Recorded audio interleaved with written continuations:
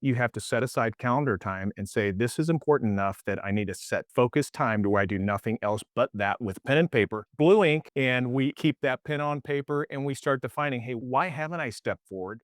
Welcome to the Idaho Real Estate Investor Show, where we bring strategies and knowledge that will help you succeed in Idaho's ever-changing real estate market. I'm Jonna Weber. I'm an Idaho investor, realtor, and entrepreneur. I've been successfully investing for over 2 decades and helping countless others do the same. We'll bring you real stories from successful investors, expert advice, and insights to help you build generational wealth through the power of real estate. Whether you're just getting started or well on your way, let's jump in. Hey friends, just wrapped up my interview with Shawn Gwaltney. What a quality guy. He's a friend I made just a few months ago when we were both speaking at the same event. And as we got to talking, we realized we have very similar journeys. But the cool thing is, Shawn comes from a different perspective in that he's in the Midwest, actually St. Louis, Missouri.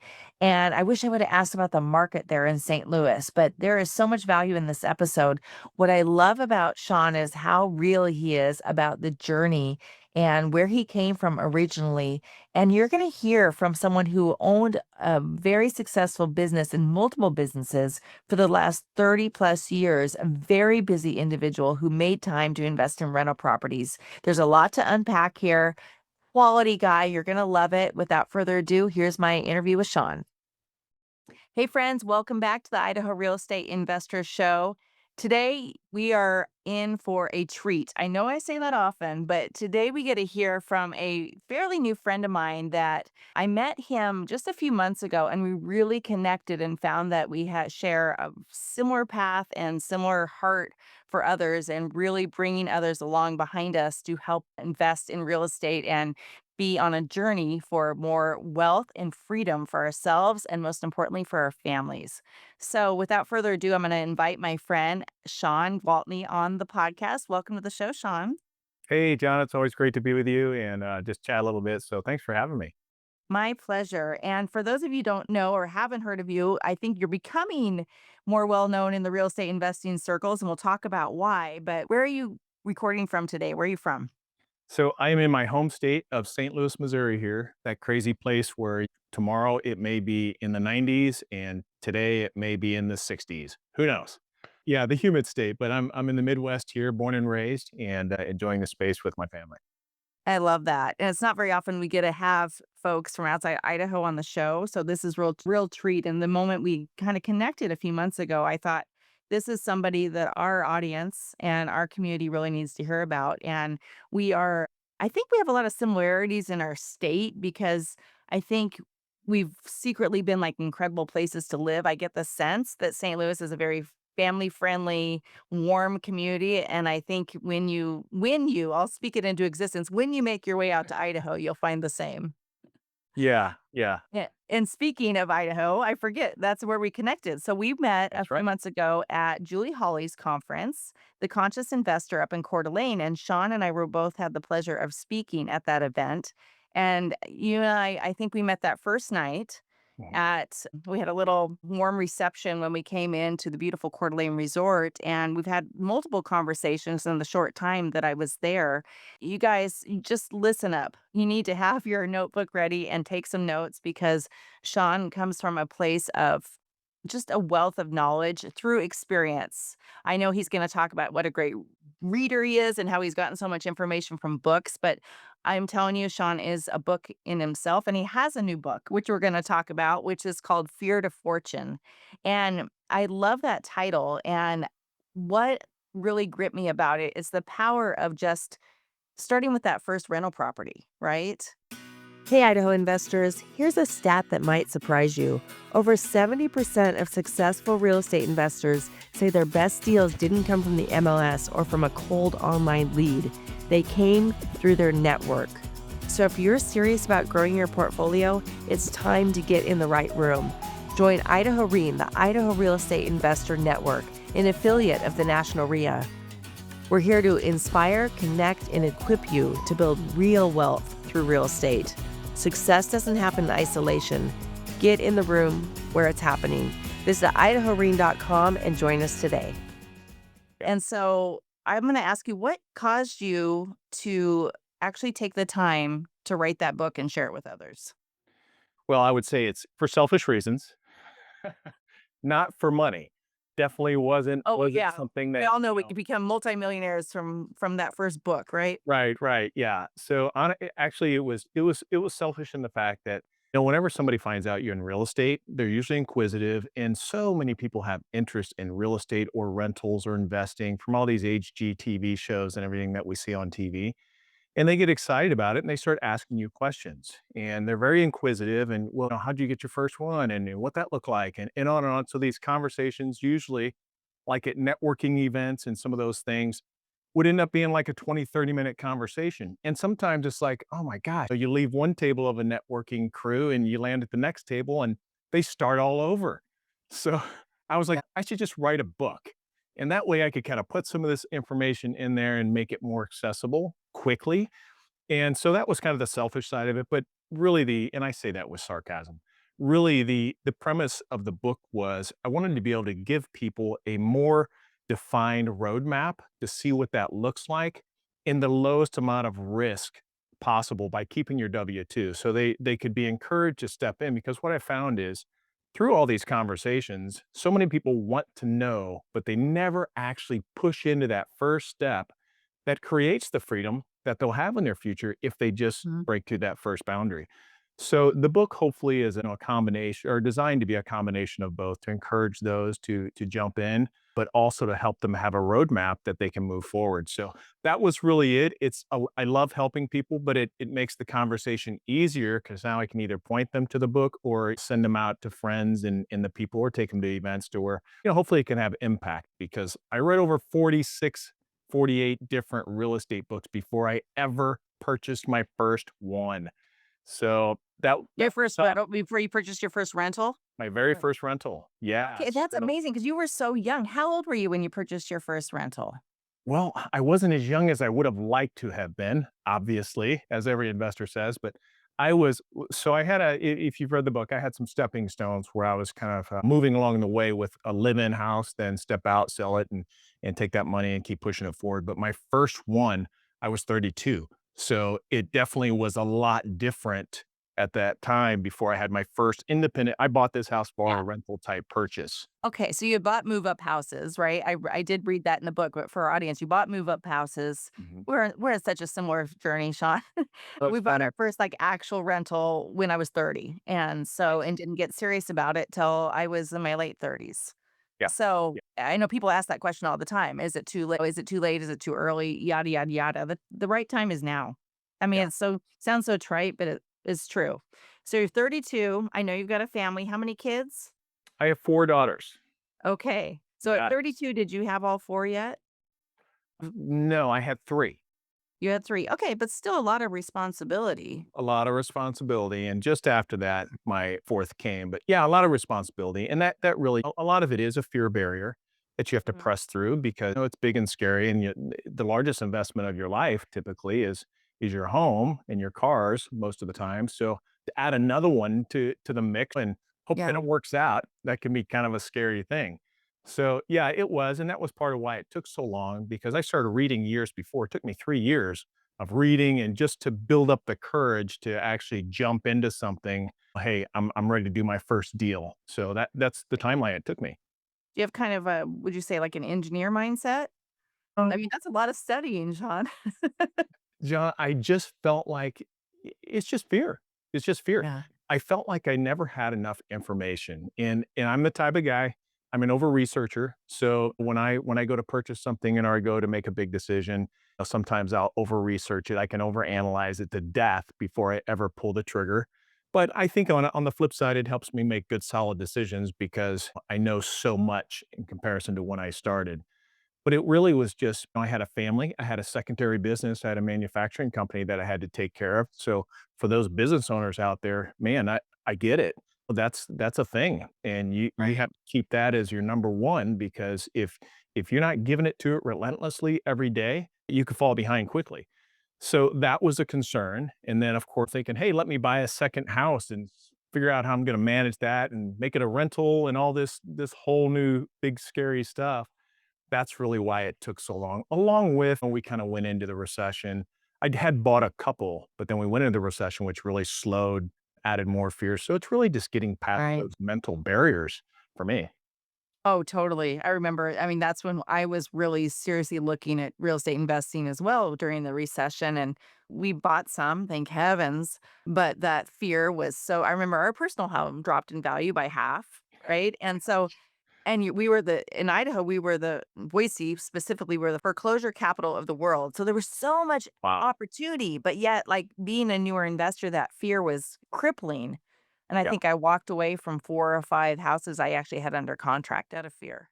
Mm. And so embarrassing to say that, but it's the reality of it. And so I think even the title of your book, and I know you're not here just to talk about your book, but that fear is naming that, I think, is so important because I think Yeah. a lot of people, new investors that we talk to specifically, there's something holding them back and they're afraid to name that. It's funny, afraid to name that what it is, but it's Yeah. fear on that. So, in short, what's your advice from people that really can get real with themselves and know that that's what's holding them back is fear? Yeah, when I talk to coaching clients and stuff, it's real easy. It's first off, you have to find clarity and you have to really expose and define what it is. And that takes allocated time in your schedule. We have noise kind of moving all around us we live loud, busy lives. And if you just hope it and want it, it will never happen. It's just a passing thought, one of millions that will move through your mind. So the process that I teach everybody is look, you have to set aside calendar time and say, this is important enough that I need to set focused time to where I do nothing else but that with pen and paper, blue ink, and we keep that pen on paper and we start defining, hey, why haven't I stepped forward? And you ask yourself some questions. So I have a system where we'll go through, ask so many questions. When you start exposing, it always will come down to fear, doubt, worry, insecurities, any of those. Once you've defined it, now you have something you can attack. Now you have something you can go after 'cause what's stopping you. Then you move to a place of what are your action steps and how do I push past this? What would I like this to look like if I could choose the best option, the winning scenario? What would it look like? Okay, great. Well, now you've defined what the problem is. You've defined what a winning outlook looks like. Now, what are your steps? And you just do three. If you just plan three steps, follow those steps, all of a sudden you'll have this rush of confidence, invigoration, because when you make movement, things happen. That's just the way life is. We're designed that way. It takes action to produce results. And that's really, it's just that as complex, it's still very simple. Okay, can you repeat though? Because I know people are running around, they're in their car or on a jog or something. Say those 3 things one more time. I wanna catch that. Yeah. So you need to create the time block. Okay. Then you need to expose what the problem is. Then you need to define what the winning picture would look like for you. Mm. If you now know the problem, if you could create the dream picture that you want to accomplish, now you have something to point towards. You have a target.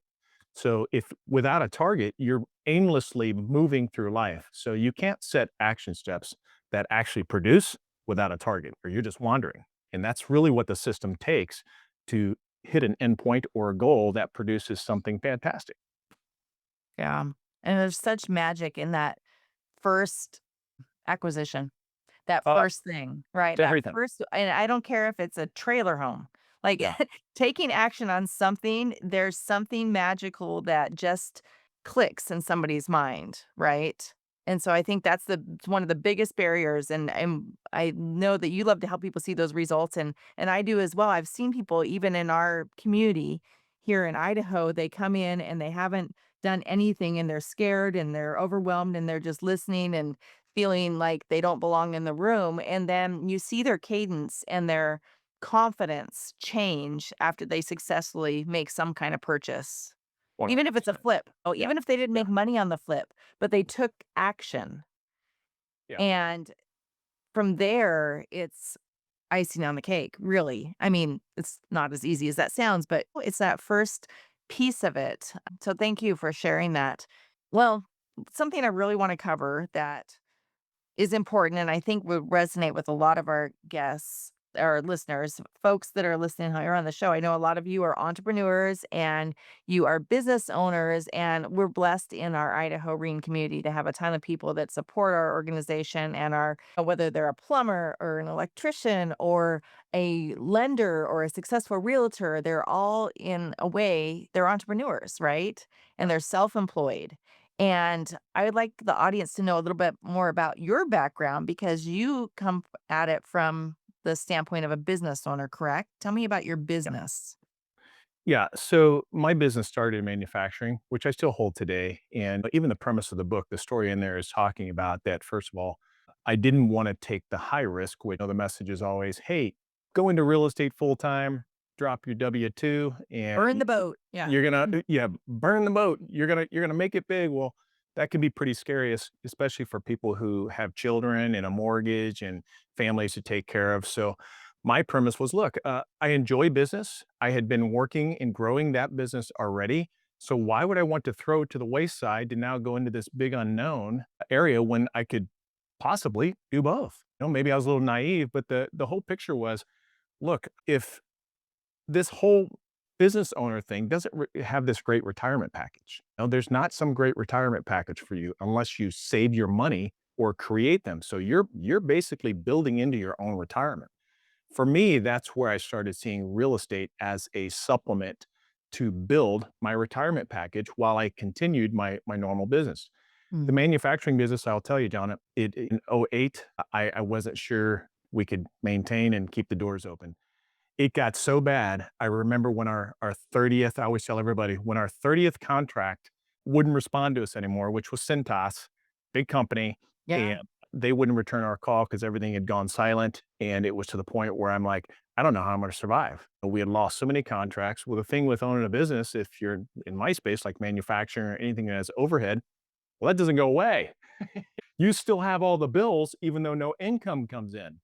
So we still had to the tune of 30,000 a month just to pay the bills to keep the door open with no income coming in No, anymore. before you break even, right? And I think, Yeah. yeah, I mean, I love y'all, you W-2 people.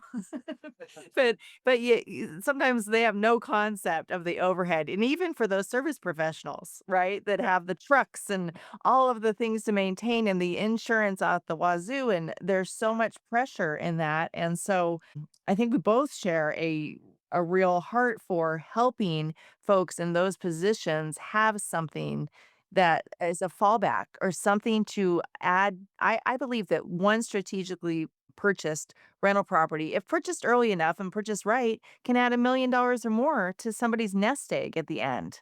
And 100%. talk about people relying on pensions that don't exist anymore, that sort Yeah. of thing. I mean, it's a no-brainer. It's such a no, and I It is. And it's easy. It's just not that difficult, but people right. have this stigma. One of the most common things I hear from people who are considering real estate, or we have this conversation about, "Hey, have you ever considered investing in real estate?" It's often people like that. It may be electricians who wanna get on their own, or we kinda had the conversation, help push them into their own business, and they're thriving, and they're like, "Hey, I'm making a little bit of money, but what do I do with it now?" I'm like, "Invest it, invest it, invest it. You can't just let it sit or it's disappearing on you."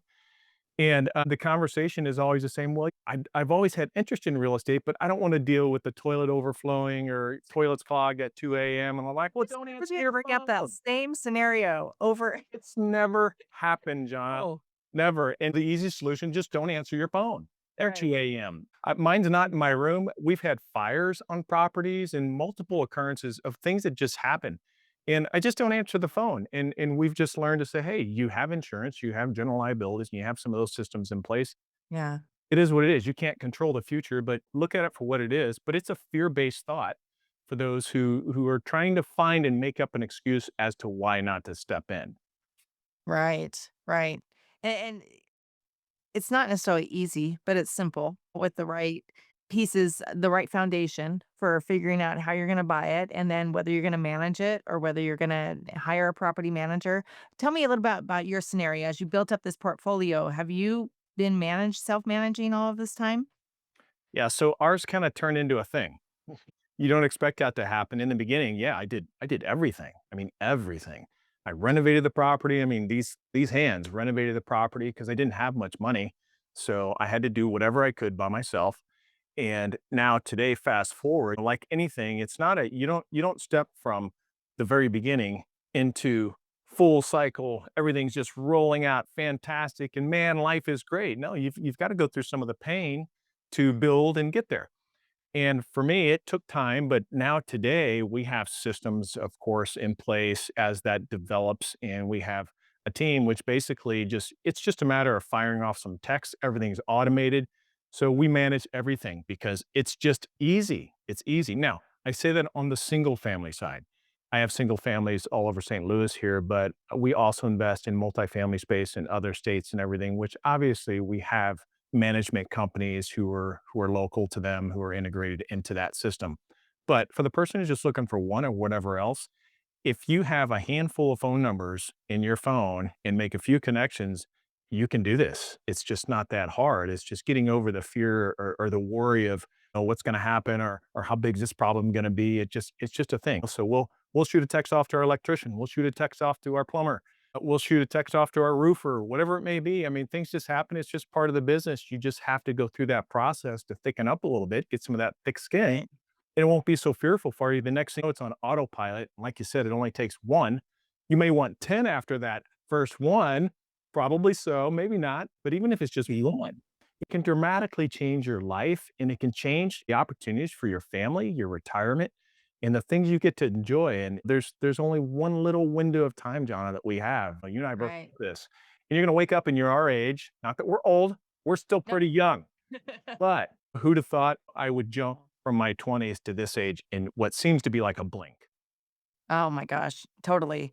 Hey, Idaho friends, if you're busy like me, you're always on the lookout for trusted professionals that can help you with your business, home, and investment needs. Whether it's a trusted lender, property manager, or a service provider that you're going to have come into your home or work on your investment property, there's always a need out there, and we want you to have great and trusted resources at the ready. In response to this, Idaho Reen has developed an exclusive vendor directory chock full of businesses that are ready to help our community. Head on over to idahoreen.com, grab your free copy today, and don't forget, let them know that Idaho Reen sent you. We're so thankful that we took action, even unfortunately not as much as we should have in our 20s, Yeah. but in our 30s. And so if you're listening out here and you're in your 20s, you like do what we did, but earlier because Yeah. it's so life-changing. And I love that you're aligned in that messaging. Shawn, with the business ownership, how did you make time? I running a business, being an entrepreneur is so busy. And I know a lot of the professions I just mentioned are so busy with all of they're really self-employed more Yeah. than business owners, right? Or they're entrepreneurs. They are self-employed. How can someone who is handling service calls, working 12 hours a day, do you think it's realistic for them to be able to purchase a rental property? 100%. I Okay. would say that 99% of people, myself included, are just not organized enough with our time. We're not the president of the United States. And if they can do what they do and we're upset about, oh, we had to work 12 hours. Yeah, I know. Nobody likes that. But no, if you're working 8 hours, guess what? You're only average because the average person has to work 8 hours. So it's what you do after that that creates growth, momentum, and all the things you dream and aspire of.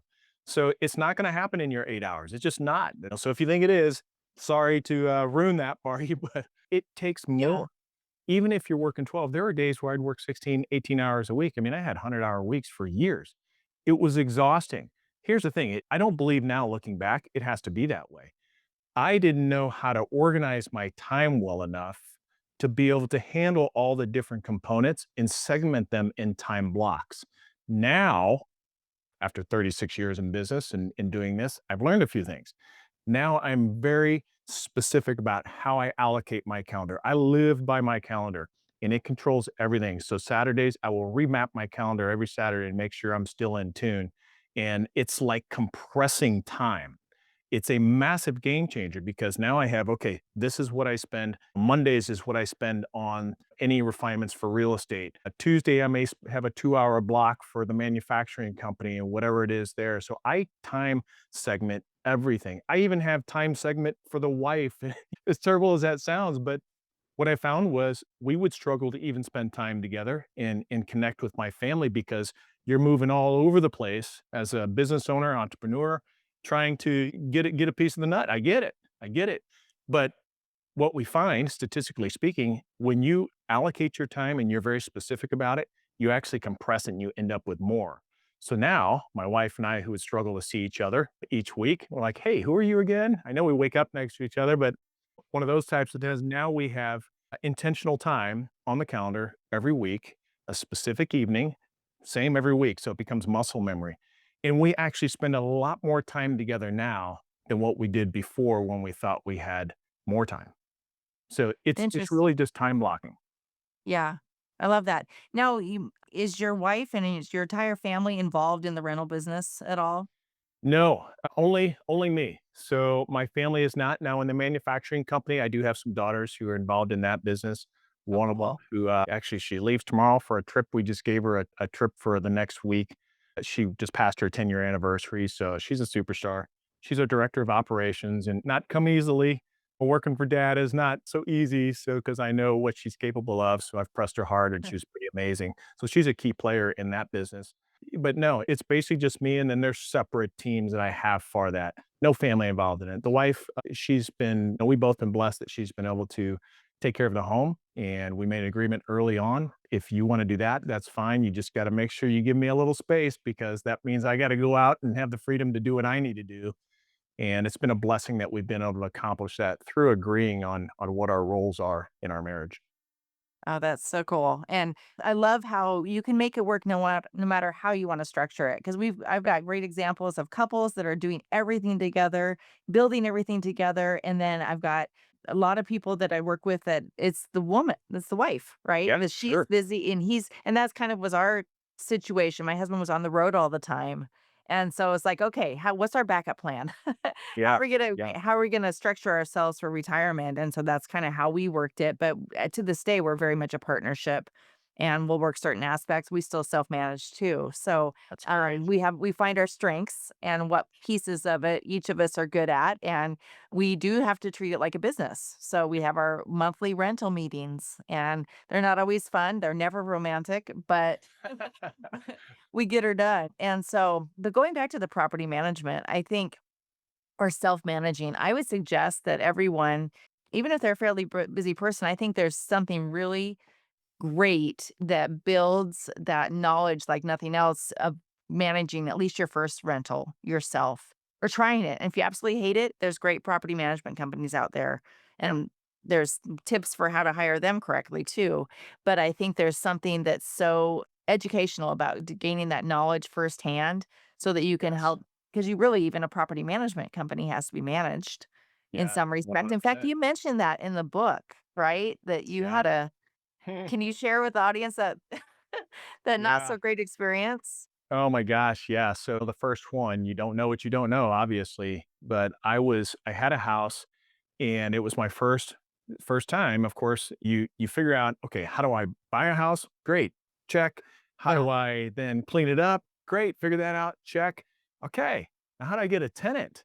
Where do they come from? Where do I advertise? That's all a big unknown. And the difference, John, is we didn't have like AI or the easiness of searching the internet so quick to have so much information overload or YouTube where there's a video on everything. But now there's information everywhere. So the first one when I started, it was actually a neighbor, the guy next door. Turns out that was a rental property too. And I'm like, oh, okay. So I'm like, well, how do you fill the house with tenants? And he said, well, I have a management company. I'm like, oh, okay. Well, would you mind sharing them with me? And he's like, yeah, sure. And he gave me the phone number. Well, that turned out to not be the thing that I thought was gonna be my saving grace. This guy was terribly unorganized. He comes barreling up in his car. Everything's a mess. His car's a mess, papers all over his car, and I'm thinking, "Oh, is this how his documentation's gonna be? Oh my gosh." yeah, And he just looked like chaos. And I'm sure he was a nice guy, but it was enough for me to realize, whoa. And that was after I signed on with him earlier when he presented himself to me the first time, he was a little bit more cleaned up. It was after he disappeared, then he shows up in complete chaos and it all made sense. So I lost multiple months of the house sitting, which you have a mortgage that you're paying, taxes, insurance, all that, utilities to be on. It's expensive to sit there with no income coming out of it. And eventually I figured out this is a joke and I had to find a way myself. And that's when I started. Sometimes you just need that pressure to push you forward because you don't have another choice. Now I embrace that constantly. I use that constantly in everything I do. Put yourself in the pressure spot. Put yourself in the pressure spot because it will propel you forward. But in that situation, it took me months and months before I ever finally leased the house. I think it was 6, 7 months before I Oh finally gosh. put somebody in that house. Yeah, the wife's like, "Oh, did you lease the house yet?" I'm like, "No, I'm working on it." So it was stressing the marriage, it was stressing a lot of different areas, but it was really because I didn't know what I didn't know. Now, it's easy. So to your point, yes, I totally agree. Everybody should self-manage. It's a education that you cannot pay for, and it will thicken your skin and give you resilience and experience that it's just next thing you know, you'll be able to handle things like that. And it's quick, easy, and you won't get all stressed out and it won't create chaos in your life. But if you've never experienced the management, you're always going to be dependent on a management company. And that's where I didn't want to have that. Plus, I wanted all the money. I didn't want to give away the extra money. Thankfully, I did that, and I think you experience the same thing because there's a lot of expenses there that sometimes can go unrecognized, and I've had some management companies that were not good that I did hire on with who were stealing, and I Mm, had to get creative and discover what that was because there's charges that can sneak in. So since that point, we just self-manage it, and really it's been a breeze because you learn so much so fast, and once you get a few systems that develop in time, it's not that hard. It's not that hard. mhm. Yeah, and people can work it out as they go too. So, Absolutely. you have that analysis paralysis, and some of you out there are listening and like, okay, I got to get this in place and this in place and this in place and everything together and build out your whole VA team for this first property. I'm telling you, you don't. You figure it out one step at a time, and the end of the day, it's real estate. We're not dealing with a loss of life typically Yeah. in these kind of things. And so I think we can kind of get a little grandiose and take ourselves a little seriously at the very beginning because really it's one step in front of the other. If you're tied in with people that know what they're doing, they're going to help you. And Yeah. on that note, you mentioned like this is a great free education, basically managing your own property. What is your take? I'm just curious on the role of paid education as people are learning how to invest in real estate. Ooh, that's a Big really topic, big right? question, yes. Well, for those who do know my background, I'm a high school dropout. I don't like saying that freely, but it just is who I am. I wish I'd have taken a different course. If you'd asked me that a decade ago, I'd have been like, "Oh, I really wish I'd have done this or that." But it's who I am, and it created the pressures to push forward into the things that I've done today. And to be retired at 53 is a huge blessing that my life or my family gets to enjoy the freedoms and some of that repercussions of the things that we've built in time and everything else. So with regard to the education, obviously, I'm gonna say, do you need it? Is it a must? No. Or if you're gonna be a doctor, obviously, are certain roles, yes, of course. I mean, you obviously don't wanna perform surgery with no education. Probably wouldn't be the smartest thing to do. Oh, but outside of that, if you're willing to work, put the hustle in, it really comes down to how much drive you have and if you wanna press in because truly, if this guy standing right here can accomplish what I've been blessed to accomplish and create as freedoms for my family with no education, then anybody can do it. They really can. It's not without sacrifice, obviously, so it just takes somebody willing to press in and keep pushing for results. You have to push for results and you have to be self-motivated. And if you can't be self-motivated, then you better find somebody to motivate you. Hence books, mentors, coaches, or any of those things that can support and push you along the way. Can somebody do it without the education system? Absolutely. And they often get out of college, folks who do go that route, and most don't follow their degree anyway. And then they end up setting aside and doing something completely different while now they have a 60, 70, 80, 100, $150,000 debt to pay Yeah. back for their education. Well, if you just took that time and you started hustling, you could well surpass the debt and have that money in your pocket potentially. I actually have cool story. I have my youngest coaching client right now is 15, 15 years old. Yeah. Oh my gosh. Youngest ever. This kid is amazing, and he's wholesaling properties, And so we've been having conversations. So I'm giving him information, trying to just kind of give him a foundation of sales techniques and conversations and way to speak to people and what that process looks like. And I'm connecting him to different people, but he's aggressive and he's hungry and he doesn't want to go to school. And his parents are like, well, you still need to go to school. And all these conversations are with his dad in the text because I don't want to be singular with the in having conversations, misleading a 15-year-old. So I include his dad in all these. And his dad's was telling me, he's like, this kid's got so much passion and grit. I really don't think the school system will fit him. And he's right. That's the thing is the school system that we're used to, it just doesn't fit everybody today. So you have to make that choice, but you can't be scared to say, hey, look, if I'm willing to go out and work and bust my butt, you can absolutely crush it. You just got to get after it. Yeah. Cool. And I heard you say coaching and mentoring. So, what do you think is the biggest advantage to someone who takes advantage of a coach or a mentor when they're getting started in their journey? Because I know the secret is there's no secrets, right? I mean, there's no magic formula that you're only going to find behind the curtain, but there's something there. What do you think it is?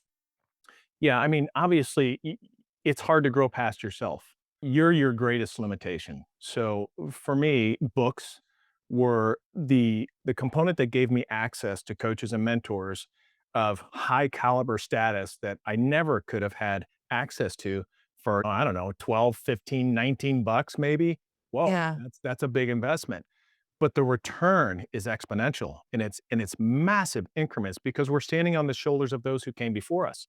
So you have to be a learner. If you're not going to be a learner, you're going to struggle. It's going to be a long road and you won't reach nowhere near the success that you probably dream of on your own. So the sooner you realize that, the quicker. But if you can get an actual coach, somebody who you trust and knows has a record of what you want to do, 100%, man. I mean, some people say, what's $1,000, 5,000, 10,000? Anytime I've paid a coach, I vet them, obviously, but I've made massive gains way beyond the expense of a coaching fee. So that's Mhm. the quality of pairing with somebody because I always say it's easier to read the label from the outside looking into a bottle than it is from the inside of the bottle looking out, right? Oh, So yeah. we don't see sitting in this shell of Shawn, I don't see the things looking outward that others can see as they're looking in. They can read that label much clearer than I can, which at the end of the day, it's really just speeding up the process because you don't have to figure it all out on your own. And there's not even everything that you will figure it out on your own because we need each other. We're designed to do life together. We need each other to bounce ideas off, inspirations, knowledge, whatever it may be, and it opens or clears the lens to see so much more of the Mm. opportunities that are right in front of you right now. They're there, they've always been there. But until you start recognizing them, you can't set an action plan to go after them. That's I what love it's really that. about for me.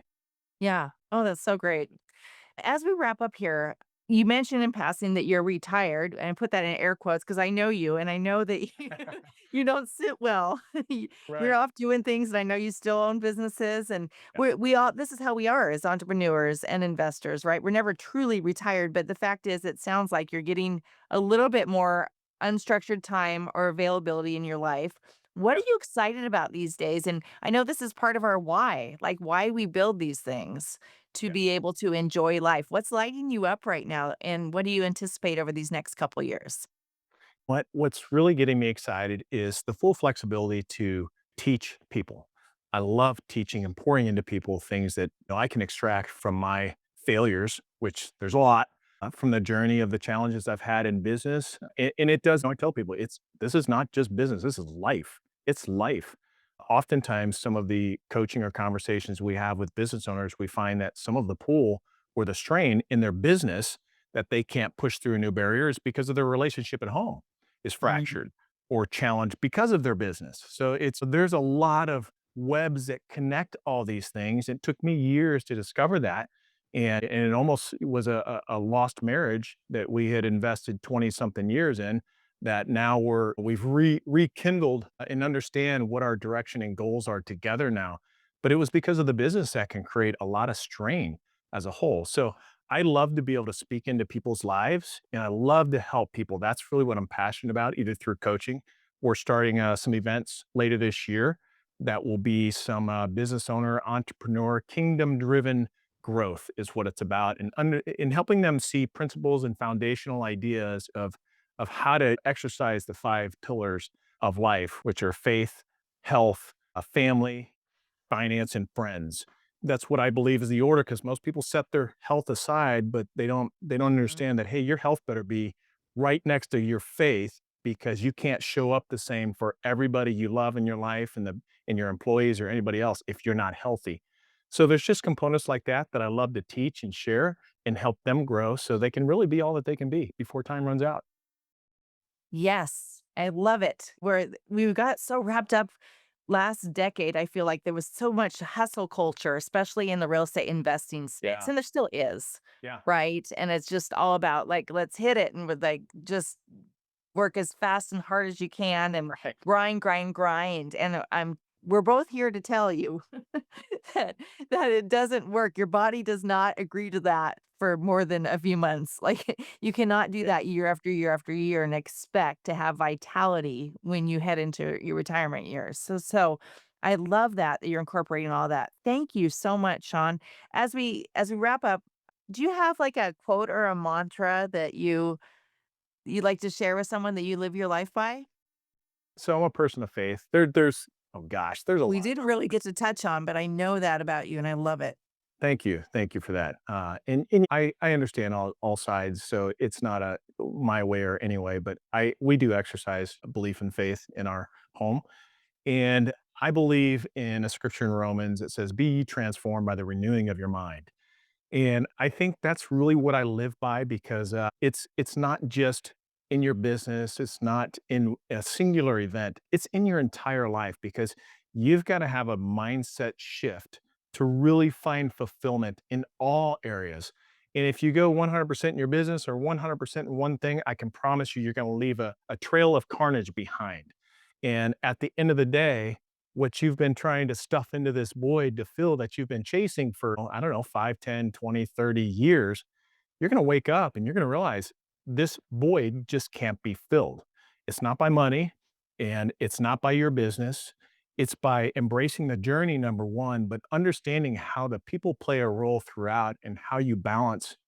I say that lightly, how you balance some of that act as a whole, because you only get one shot. There's only one time, and we're all going to phase out. Last thing you want to do is wake up with a bucket full of regrets because you chased one thing and you left everything else fall by the wayside. Ugh, huge. I get chills thinking about that. Thank you, Shawn. What's the best place for people to find more about you and get a hold of you and also check out your book, of course? Yeah, so I'm kind of light duty on socials. I'm not real active on the socials, but the website's probably the best. It's ShawnGwaltney.com.